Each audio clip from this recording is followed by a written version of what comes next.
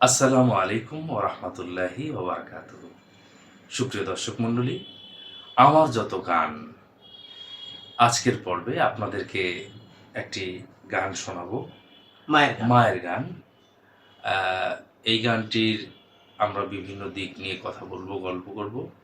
আমাদের বেশ কিছুদিন বিরতির পরে আবারও আপনাদের সামনে হাজির হয়েছি। আশা করি সামনে আরও দেখতে পারবেন রেগুলার ইনশাল্লাহ। আমরা আজকে তাহলে মায়ের গানটা শুনে, এই গানটা একক গান, কিন্তু আমরা বোঝার স্বার্থে যৌথভাবে গাচ্ছি, হ্যাঁ, ইনশাআল্লাহ। যাতে করে সুর ভুল না হয়। আর শফিক আমার চাইতে এই গান ব্যাপারে ভালো জানে, যদিও আমার গান। তো ঠিক আছে শফিক, আমার মনে হয় আমরা শুরু করি। ওকে। আমার মায়েরা চলে শীতল ছায়া, আর কোথা না পায়।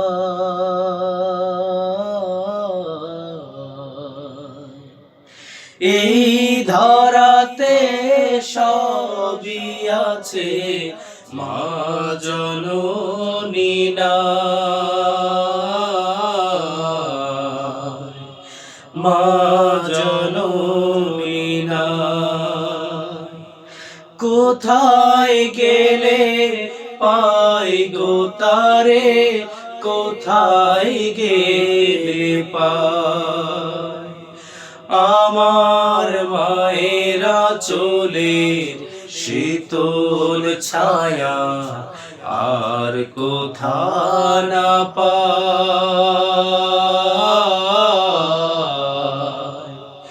এই ধরাতে সবই আছে, মা জননী নাই, মা জননী নাই। কোথায় গেলে পাই গো তারে, কোথায় গেলে পাই। গাছ গাছালি আগের মতো, পাখ পাখালি ডাকে, মায়ামাকে আর ডাকে না, কোথায় সে যে থাকে। ও পাখ পাখালি আগের মতো, পাখ পাখালি ডাকে, মায়ামাকে আর ডাকে না, কোথায় সে যে থাকে। দিনের পথে চল রে খোকা, বলার যে কেউ নাই। আমার মায়েরা চলে শীতল ছায়া, কোথায় না পায়।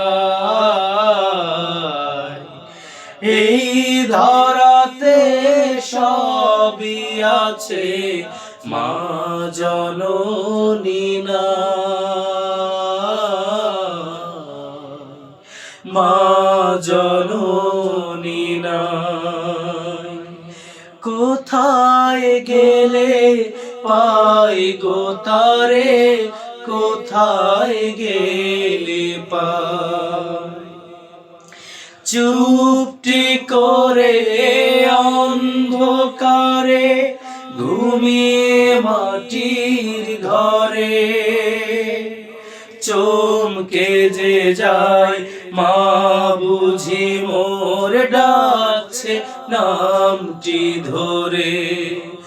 ও চুপটি করে অন্ধকারে ঘুমিয়ে মাটির ঘরে, চমকে যে যায় মা বুঝি মোর ডাকছে নামটি ধরে। খাবার দিয়ে আর তো পাশে কেউ থাকে না, আমার মায়েরা চলে শীতল ছায়া, আর কোথা না পায়। এই ধরাতে সবই আছে, মা জননী নাই, মা জননী নাই। কোথায় গেলে পাই গো তারে, কোথায় গেলে পাই, কোথায় গেলে পাই গো তারে, কোথায় গেলে পাই। সুপ্রিয় দর্শক শ্রোতা, আপনারা যারা দেখছেন মায়ের গানটি শুনলেন। এই মায়ের গানটি আমার লেখা সুর করা। গানটির মূল শিল্পী ছিল সম্ভবত বেলাল, আমাদের এক এটা ফুলের মতো ফুল হতে চায় অ্যালবামের গান। ফুলের মতো ফুল হতে চায় অ্যালবামে এই গানটি ছিল মায়ের গান।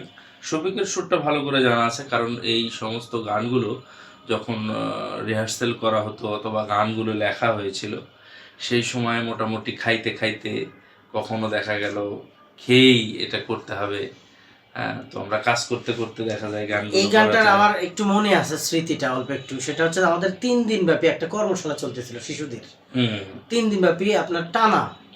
তো তখন আসলে ছোট মানুষ আমরা, আসলে কর্মশালায় গিয়ে বাড়ি ঘর ছেড়ে কোথাও যেয়ে থাকা 3 দিন মানে বিশাল ব্যাপার আমাদের জন্য। এই 3 দিনে আমাদের এই ফুলের মতো ফুল হতে চায় অ্যালবামের 15টা গান সব মিলে। তো অ্যালবামে মনে হয় সম্ভবত 13টা গান দেওয়া আছে। 15টা গান আমরা প্র্যাকটিস করেছিলাম। তো 2টা গান বাদ পড়েছে, পরে জায়গা সংকুলনের কারণে দেওয়া হয়নি। চেষ্টা ছিল 15টাই দেওয়া। তো এই 15টা গান, তো 14টা গান লেখা ছিল, এই গানটা লেখা হয় নাই। কারণ বেলালকে দিয়ে এই গানটা যে একক গাওয়ানো হবে এটা প্ল্যানই ছিল না। কারণ বেলালকে দিয়ে তখন ফুলের মতো ফুল হতে চাই গাওয়ানো হবে। আর আমার একক গান করার কথা ছিল, যে মানে যেটা করা হয়েছে আর কি, সেটা হচ্ছে যে শহীদি যেটা গান আছে, এতে ভাই শিখাইছিল আর কি। তো আপনার লেখা, কিন্তু এতে ভাই শিখাইছিল গানটা। তো এই 2টা গান মোটামুটি একক থাকবে এরকম প্ল্যান ছিল। তো হুট করে মায়ের গান আপনি দুপুরে খাচ্ছিলাম আমরা, দুপুরে খাওয়া দাওয়ার ব্রেক চলতেছে, ওই সময়ে আপনি এই গানটা লেখা। ওই সময় বসে থেকে ওই টেবিল ছিল সোজা সোজা, আমাদের সাদা কালো টেলিভিশন ছিল, ওই সময় লেখা। এবং বিরতির পরেই বেলালকে এটা দেওয়া হলো। বেলাল প্র্যাকটিস করতেছে একক গান, আমরা কোরাস গানগুলো প্র্যাকটিস করতেছিলাম। এবং এই গানটার মধ্যে যে জিনিসটা আনা হয়েছে সেটা হচ্ছে যে মানুষের যাদের মা হারিয়ে গেছেন তারা হয়তো এই বেদনাটা বুঝতে পারবেন, যে মা না থাকলে কি শূন্যতা তৈরি হয়। সেই শূন্যতাগুলো নিয়েই আসলে মূলত একটা ছেলের মা হারানোর যে শূন্যতা, এই শূন্যতাটা নিয়ে আসলে লেখা। আর আমাদের শফিক তো অনেক ছোটোবেলায় মা হারিয়েছে, তো সেই হিসাবে ওর ফিলটা আরও ভালো ছিল। এবং আমাদের বেলালও খুব সুন্দর গিয়েছেন। তো আল্লাহ রাব্বুল আলামিন আমাদের এই গানকে কবুল করে নিন, এবং এই গান যারা করতে চান, নতুন করে গাইতে চান, অবশ্যই গাইতে পারবেন। আপনাদের সবাইকে অসংখ্য ধন্যবাদ। আসসালামু আলাইকুম ওয়া রাহমাতুল্লাহি ওয়া বারাকাতুহু।